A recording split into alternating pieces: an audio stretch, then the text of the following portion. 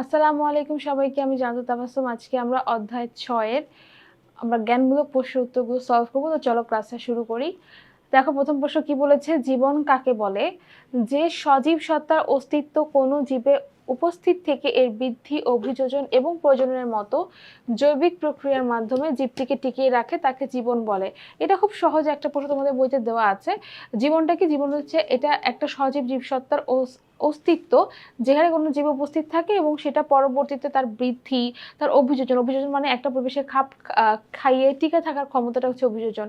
তারপর প্রজননের মতো জৈবিক প্রক্রিয়ার মাধ্যমে জীবটিকে টিকিয়ে রাখে, সেটাকে জীবন বলে। তারপরে প্রশ্ন দেখো, ইমবাইবেশন কি? এই প্রশ্নটা কিন্তু অনেক বেশি ইম্পর্টেন্ট। ইমবাইবেশন হলো কলয়েড জাতীয় শুকনো বা আধা শুকনো পদার্থ কর্তৃক তরল পদার্থ শোষণের প্রক্রিয়া। তার মানে কলয়েড জাতীয় কিছু পদার্থ রয়েছে বা হচ্ছে কিছু আধা শুকনো পদার্থ রয়েছে, যেগুলো হচ্ছে কি স্টার্চ, সেলুলোজ, জিলেটিন, এগুলো কি করে? এগুলো তরল পদার্থ শোষণ করে, ঠিক আছে? তরল পদার্থ শুষে নেয়। এই প্রক্রিয়াটিকে বলা হয় ইমবাইবেশন। তারপরে প্রশ্ন দেখো, ব্যাপন কি?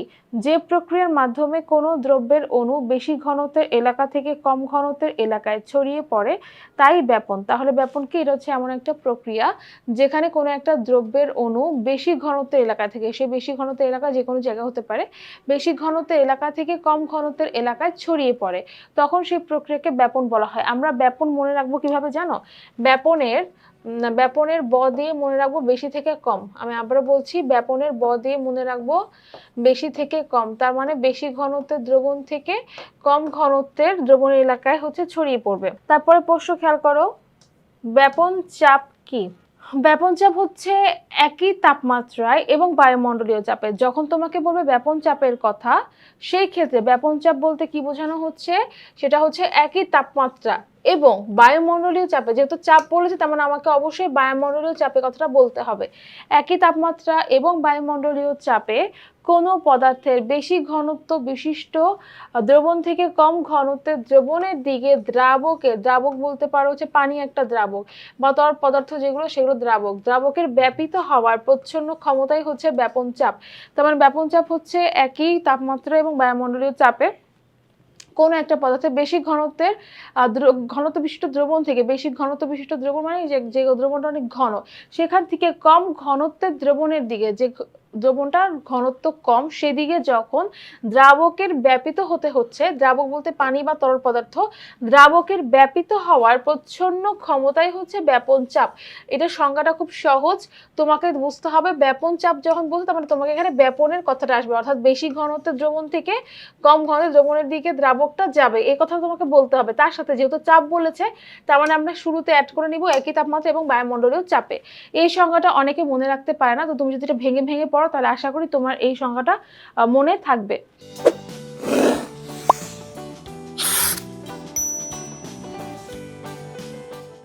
তারপরে প্রশ্ন দেখো, ব্যাপন চাপ ঘাটতি কি? একই বায়ু চাপে, অর্থাৎ যখন বায়ুচাপটা একই থাকবে, সেক্ষেত্রে কোনো একটা দ্রবণ এবং দ্রাবকের ব্যাপন চাপের পার্থক্য হলো ব্যাপন চাপ ঘাটতি।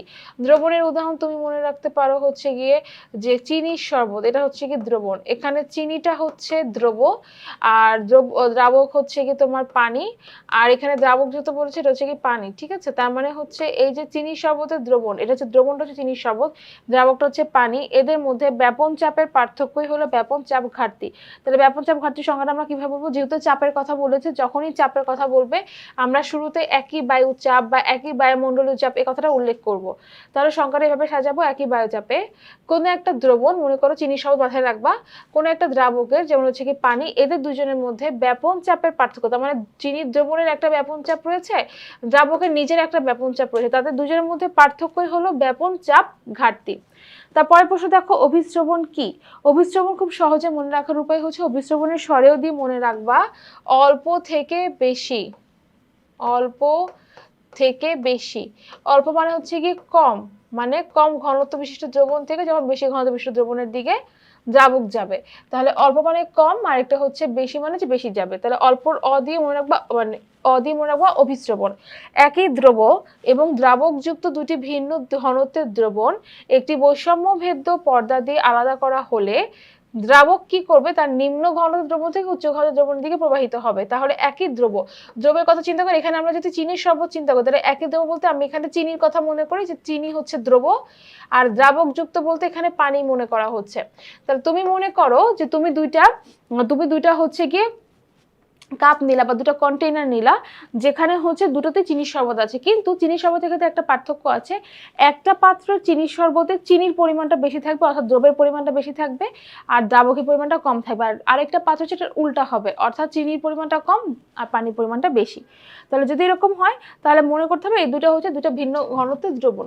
তা দুটো ভিন্ন ঘনত্বের দ্রবণ কি করবে, একটা বৈষম্যভেদ্য পর্দা দিয়ে যদি আমি আলাদা করি, তার মানে দুইটা কন্টেনারকে যদি আমি এমন অবস্থা নিয়ে আসি যাদের মধ্যে শুধু বৈষম্যভেদ্য পর্দায় আছে আর কিছু নাই, তখন সেক্ষেত্রে কি হবে, দ্রাবক বলতে হচ্ছে পানিকে নির্দেশ করছে।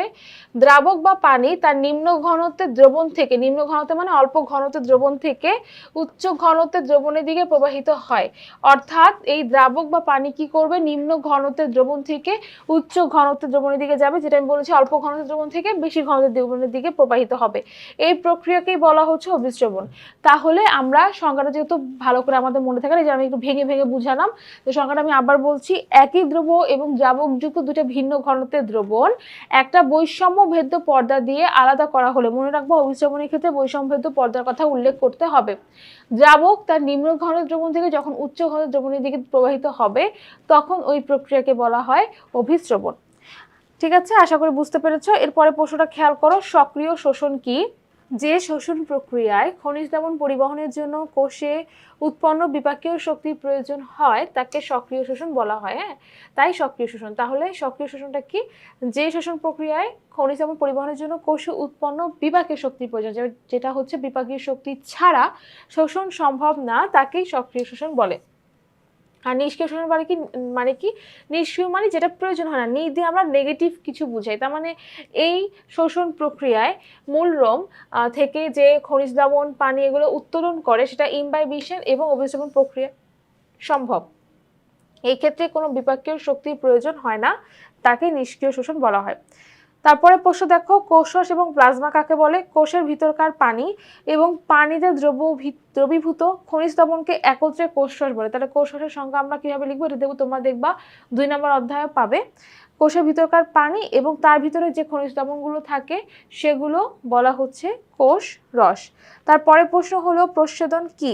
যে শারীরবৃত্তীয় প্রক্রিয়ায় উদ্ভিদ তার বায়বীয় অঙ্গের মাধ্যমে, কি কি বায়বীয় অঙ্গ রয়েছে উদ্ভিদের ক্ষেত্রে? পাতার যে ছিদ্র সেটা হচ্ছে একটা বায়বীয় অঙ্গ, মানে পত্ররন্ধ্র একটা বায়বীয় অঙ্গ। তারপরে হচ্ছে লেন্টিসেল একটা বায়বীয় অঙ্গ, কিউটিকল এটা হচ্ছে একটা বায়বীয় অঙ্গ। তো বিভিন্ন বায়বীয় অঙ্গের মাধ্যমে যখন উদ্ভিদ তার দেহ থেকে বাষ্পাকারে পানি বের করে দেয়, তাকেই হচ্ছে বাষ্পমোচন বা হচ্ছে প্রচ্ছেদন বলা হয়।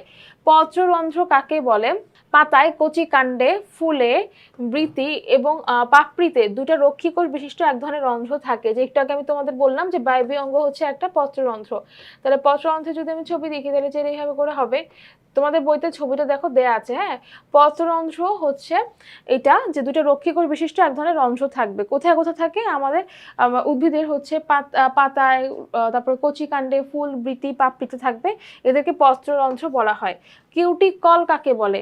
উদ্ভিদের বহিত্বকে মানে উদ্ভিদের বাইরের ত্বকে, বিশেষ করে পাতার উপরে এবং নিচে, মানে পাতার উপরের ত্বকে এবং নিচের ত্বকে দেখা যায় কিউটিনের একটা আবরণ থাকে, একটা কিউটিনের লেয়ার থাকবে, এটাকে বলা হয় কিউটিকল। কিউটিন হচ্ছে একটা মোম সদৃশ আবরণ। তারপরে প্রশ্ন দেখো, আপেক্ষিক আর্দ্রতা কাকে বলে?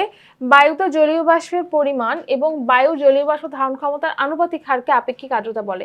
তাহলে বায়ুতে জলীয় বাষ্পের পরিমাণ একরকম থাকবে, মানে যে পরিমাণ জলীয় বাষ্প উপস্থিত এবং সেই বায়ুটা কতটুকু পরিমাণে জলীয় বাষ্প ধারণ করতে পারে, সেটা হচ্ছে তার জলীয় বাষ্প ধারণ ক্ষমতা। এদের আনুপাতিক হারকে বলা হয় আপেক্ষিক আর্দ্রতা।